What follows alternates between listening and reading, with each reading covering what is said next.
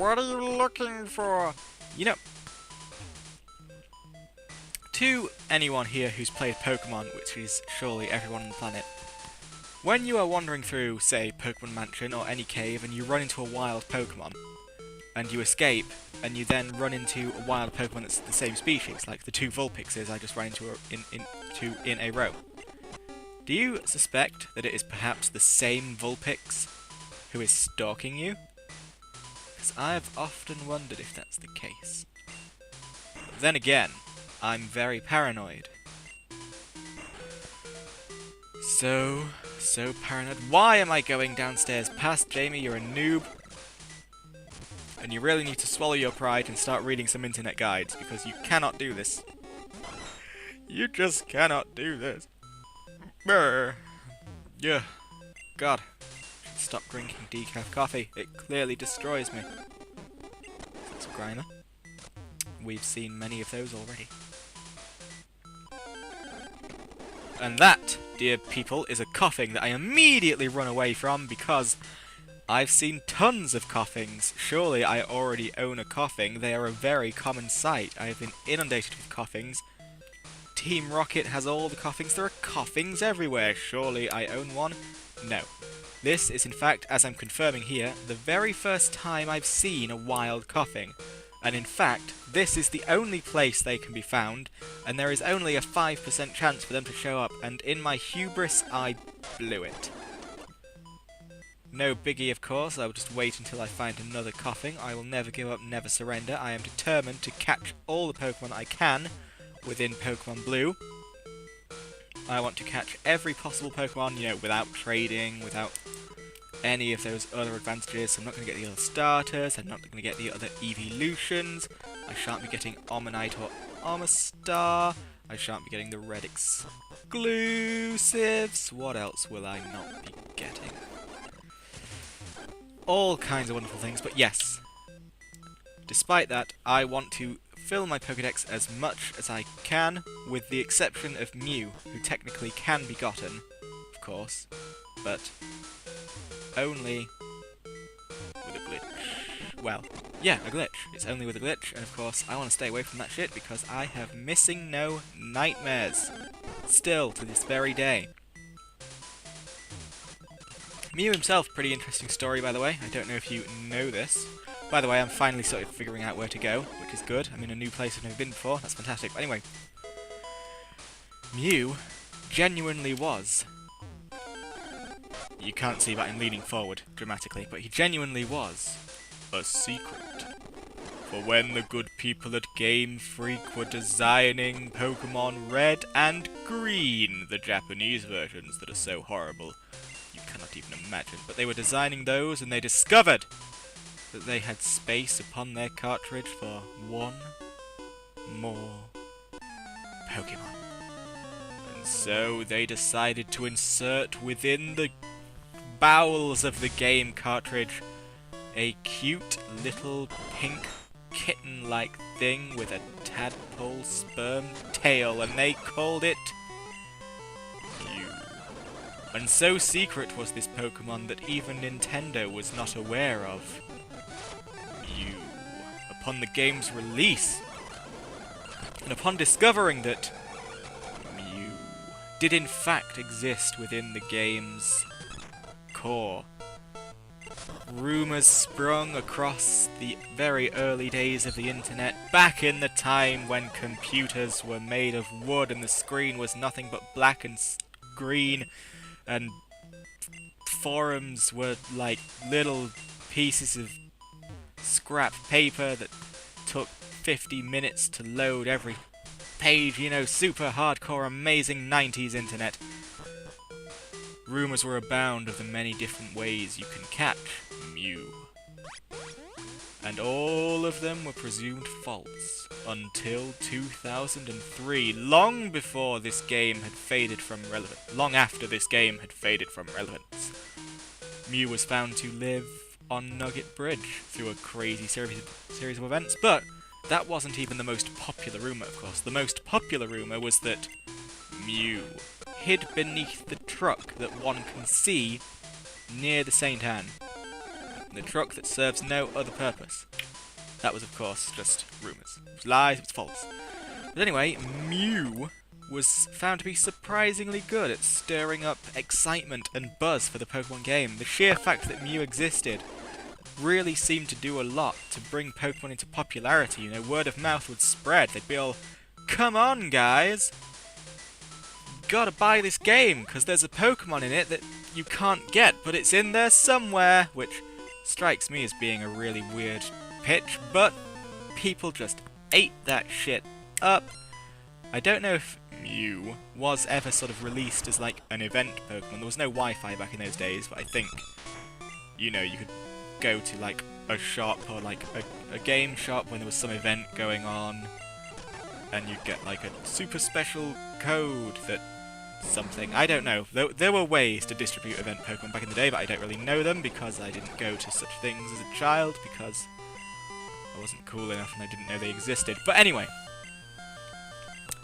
Mew was very popular with fans, and the secret legendary became a bit of a staple among the Pokemon series. First, we had Mew. Then for Generation 2, we had Celebi, the time-traveling grass psychic type little fairy thing. Then for Generation 3, we had... Sorry about that, just rearranging the old headset dramatically. But for Generation 3, we had Jirachi, the wish-granting, cone-headed, little dastardly doofus, who I despise because of how exploitable he is in competitive play.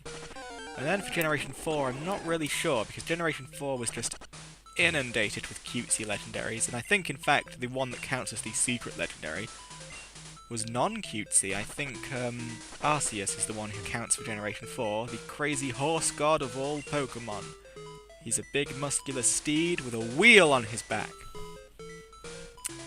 Then Generation 5 seems to have... Well, Generation 5 has Victini, of course, the little fox-like thing that does the peace sign all the time. But then we've also got Genesect, he looks like a Kabutops in body armor. We've got Keldeo, who looks like a My Little Pony, and we've got Violetta, who looks like a ballet dancer. So which one of those counts? I don't know. Frankly, all these secret event-only legendaries are getting a little bit out of control. Oh, and of course we've also got Zorua and Zoroark. There, so many event-only things. It's Game Freak. We don't like event-only things.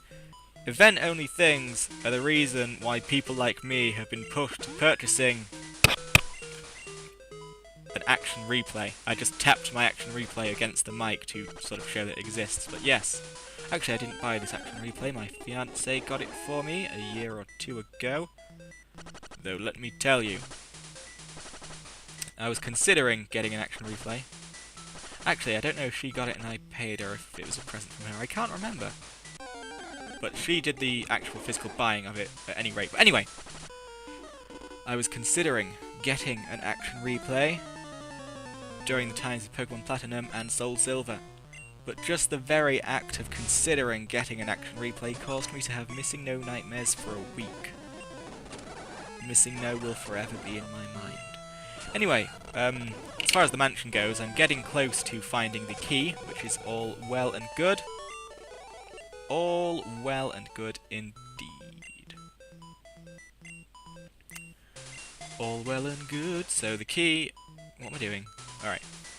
The key is at the bottom of this room thing. How is this place conducive to your studies, though, Mr. Scientist? How is this conducive to your studies? It's a mansion with very little lab equipment, from what I can see. There's a lot of beds, but then every room is infested with flaming ponies, piles of anthropomorphic sludge, big balls of exploding gas, the odd firefox, and the very occasional breast-headed fire duck. How the hell do you get any work done here? I don't understand it. I think you must be lying. So anyway, there is no more room for items. So I shall feed Bobbins some iron. You'll notice I have been feeding my Pokemon vitamins and minerals with no reason or rhyme whatsoever. The stats I've been giving Pokemon probably aren't completely useful to those particular Pokemon at all, but I've just been mindlessly getting rid of items. And now it's time to mindlessly give my Pokemon a brand new move. Not TM26, because that's Earthquake, which sadly none of my Pokemon can learn, which is a shame because Earthquake is a very strong move. Blizzard, on the other hand, can be learned by Igra, and that will be very, very useful against Lance's Pokemon for sure, particularly his Dragonite. So Igra, you will be my ace card against Mr. Lance when it comes to that. So anyway, we've got the secret key, and yeah, we have got the secret key. And so it's time to get out of here. Yeah. And now we have found the Pokemon Lab. We study Pokemon extensively here. People often bring us rare Pokemon for examination. Dr. Fuji. But yes, I've been wondering when we'd finally get to this place.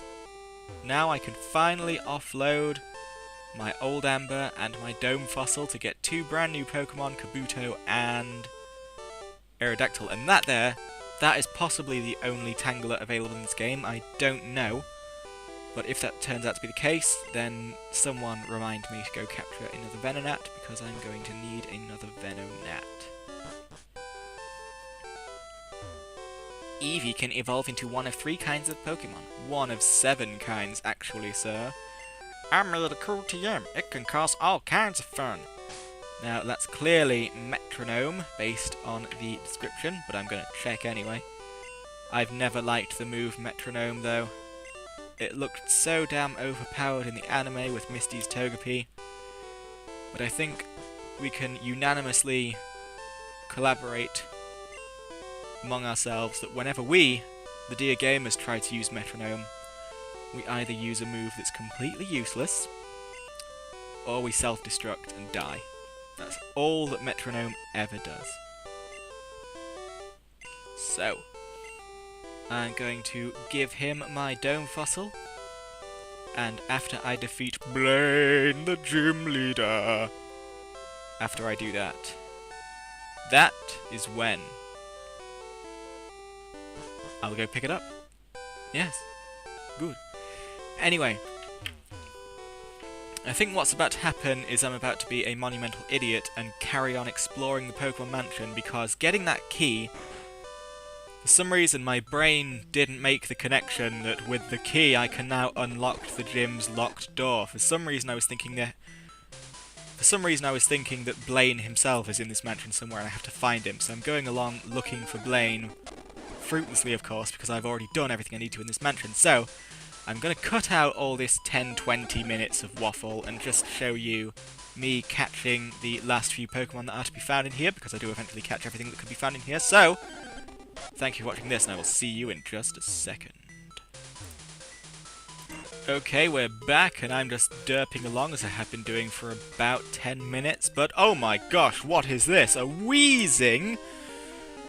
Why, if coughing has a 5% chance to appear, then surely this wheezing has only a 0.0000002% chance to appear. That's the odds I have decided is most likely, and so we are going to do our very best to weaken this wheezing to a reasonable degree so that we may capture it for all of time. But before we can do that, we need to put the little thing to sleep, so Zazrataz, there you go. The wheezing is fast asleep. Good. Throw your ball at it. Will it be ours, though? Will it? Of course not, for this is a mighty, mighty wheezing. It will take much, much balls. More than 2 balls, in fact. We will need multiple balls to deal with this creature. 3 down, and now the beast has awoken. Can we put it to sleep again? No, we cannot, and Zazratas has been poisoned. Our time is very, very limited. The Weezing was put to sleep, but it woke up right again straight away because it's a scumbag, and now it refuses to fall asleep, but we have managed to do it. It's asleep, but Zazratas is fading fast. We have to get it within the next couple of balls at least, but it woke up again. What a little... Rah! So, can we get it now? No! Zazratas is fading. He's fading from the light, and the Weezing is sleeping. But now, finally, he is ours. Weezing was caught. New Pokemon data will be added for Weezing. Where 2 kinds of poison gases meet, 2 coughings confuse into a Weezing over many years. So, we will give a nickname to dear Weezing. What shall I name this creature? I cannot remember at all under any capacity what I want to call this creature, but what will it be? What will it be? What will it be? What will it be? What will it be? What will it be? I'm really having to think, I'm really having to think, and we will call it Nimoy. Nimoy the Weezing. So, I will see you again in just another couple of seconds. Goodbye! It is the legendary breast-headed fire duck of Pokémon Mansion, and so we will now attempt to make it ours because this Magmar is very, very rare, even rarer than the coughings and Weezings that roam this place, so if I don't capture this one, we are going to have to be searching for a long time. But of course, the breast-headed fire duck has managed to burn Igra, which of course lowers attack by 50%, and all normal moves are considered a physical move in Generation 1, which means that this Swift is just getting weaker and weaker and weaker. Look at that, it seems to get weaker with every turn, but critical hits ignore all stat changes, so I'm very wary of chipping away at it just in case a sudden critical hit kills it, and so now my courage has failed me and it's time to swap over to Zazratas to try and put this creature to sleep. There it goes, it is sleeping, it is snoozing, it is snoring, and so it's time to get the balls out. Off they go. Wobble. Wobble, burst! We cannot capture the mere breast-headed fire duck with just one bout of balls, so in we go with the second one. But of course, it won't be enough and the Magmar has woken up, putting it back under again. It is time for the secondary ball, and it is ours without too much pain. So, time to give a nickname to our... Oh, its body always burns with an orange glow that enables it to hide perfectly among flames. Sorry, I forgot we get information. So, it is time to give a nickname to Magmar, and I am going to name Magmar after its actual Japanese name. Booba. I'm not joking, that is actually what this Pokemon is called in Japan, and I will have another chat about that in just a few seconds, but now we have a coughing to catch, so I'll see you in a few seconds.